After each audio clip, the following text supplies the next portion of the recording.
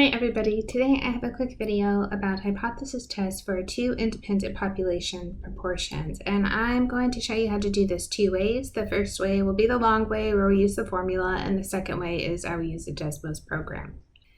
So let's talk about what we're doing here. We want to be able to see if there is a difference between proportions for two independent populations. To test this hypothesis, we're going to use a z-score. So the z is equal to p1 minus p2 divided by the square root of p times 1 minus p times 1 over n1 plus 1 over n2. The p1 is our proportion for our first set of data, so it'll be x1 over n1. So x1 will be the number of occurrences over n1, our sample size. P2, same kind of thing, how many times the event occurred over our sample size. And then we have P. P is kind of the collection of the two sets together. So on top we have x1 plus x2, so how many times we saw this outcome, divided by n1 plus n2, which is the two samples added together. For simplicity, I threw all the hypothesis test stuff together. So our null hypothesis is the same. P1 is equal to P2, so I don't have any difference between my two proportions. You could write that also as P1 minus P2 is equal to 0, just to say there's no difference between the two proportions.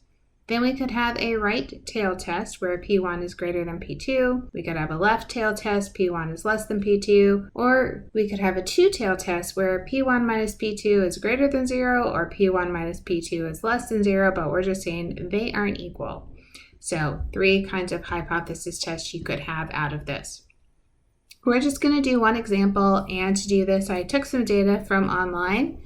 So this chart gives the number of people wounded or killed from January 1st, 2022 to June 30th, 2022 in Chicago, and it is organized by gender. Our question is the percentage of females killed higher than the percentage of males killed at a 5% level of significance?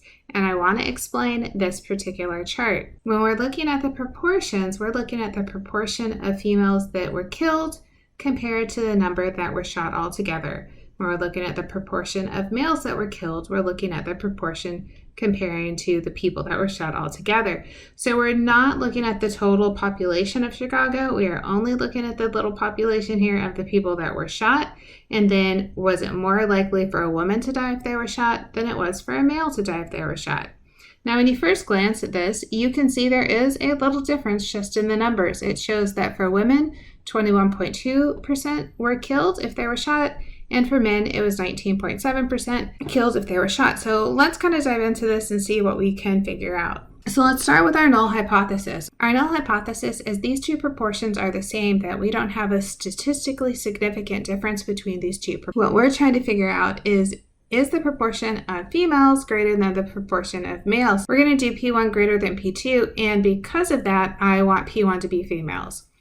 So I'm just verifying the data that's in here so you can see what I did for females. I took 55 women that were killed divided by the total that were shot. That was 55 plus 204. I rounded to just one more decimal place than what we see in the chart, so I have 0.2123. Similar for males, we did 265 people that were killed divided by 265 plus 1081. And again, I added one more decimal place, so I have 0.1969. Then I need this P, which is where I combine them together. So I'm going to have 55 plus 265. So that's our total number of people that were killed divided by the total number of people that were shot. 259 plus 1,346. It gives us 0.1994.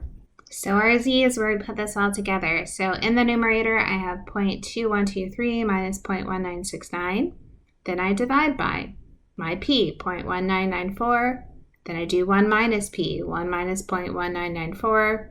I multiply by 1 over 259 plus 1 over 1346, which was the number of males shot. I put that all in my calculator and I got 0.568. So 0.568 is our test statistic. What do we want to do with this test statistic? Well, we want to go to a normal distribution and we want to figure out what's to the right of that because we are doing a right tail test. So we're going to look at the normal distribution, find that Z is 0.568, and say what percentage is greater than that.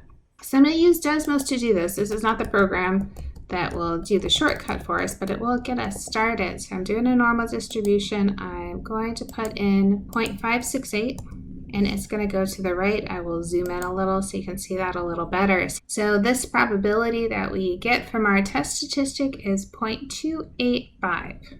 Now, if we remember back to the beginning, we said our confidence level is 5%. We just got a p-value that's 0.285. Our p is much greater than our alpha of 0.05. Our conclusion is, at the 5% level of significance, there is not sufficient evidence to conclude that there is a difference between the proportion of females that die from gunshots than the proportion of males that die from gunshots in Chicago. For clarity, let's talk about what we can say from this. We can say that we don't see a difference between the proportion of people that die, whether they're male or female, if they're shot. So if you're shot by a gun, you're pretty likely to die at the same percentage, regardless of gender. That's what this test told us. So as promised, I do have a Desmos program that I will link in the description that will let us do this without doing all those little work of putting that into the calculator. So here's what I'm going to do is open this 2 sample beam proportion test. And we are going to put in our data. So what did we have? We had 55 of 259 women, and we had 265 of 1,346 men. This allows us to find our test statistic, which we get as 0.57. Now, this is a little bit different than the test statistic we got earlier. Earlier, we had a test statistic of 0.568. The reason we got a little bit different is we rounded. I rounded to get P1, I rounded to get P2, I rounded to get Z. So in Desmos, I'm going to get a little bit more accurate of an answer just because it's not having to round in intermediate steps. Again, we go down and we read, what are our little quotations to tell us, do I want right, do I want left, do I want two-tailed, and I wanted right. So the right says 0.284, again, very similar to what we had before, a little difference in rounding, but then this is more accurate.